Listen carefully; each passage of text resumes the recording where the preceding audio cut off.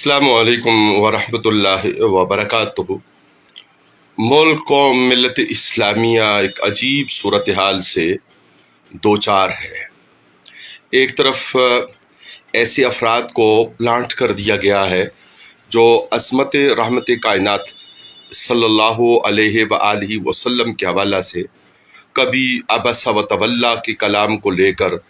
اور کبھی من ذنبک کو لے کر تو جسارت کرتے ہیں اور سخت جسارت کرتے ہیں، لیکن اس وقت یہ جسارتیں اس لیے کی جا رہی ہیں اور یہ ماحول اس لیے پیدا کیا جا رہا ہے کہ وہ جو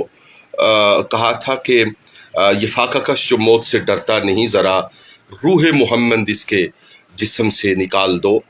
صلی اللہ علیہ وآلہ وسلم، جو غیرت کا رشتہ، ایمان کا رشتہ اور رحمت کائنات صلی اللہ علیہ وآلہ وسلم کے ساتھ وفاؤں کا رشتہ مسلمانوں کا ہے، اس کو کمزور کیا جا رہا ہے۔ فلسطین، غزہ، عالم اسلام کے حالات اور مختلف کردار، ہر ایک پہ دفتر کے دفتر چاہیے بات کرنے کے لیے۔ کل جمعۃ المبارک کو قصہ مختصر کے مختلف مقامات پر علماء نے، دینی جماعتوں نے فلسطین کے حق میں ریلیاں منعقد کرنے کا ارادہ کیا ہے، اور خطہ کوثر میں بھی جا بجا اس کا اہتمام و انتظام ہے۔ انشاءاللہ بذات خود باڑیاں کے مقام پر حضرت علامہ پیر سید نعمان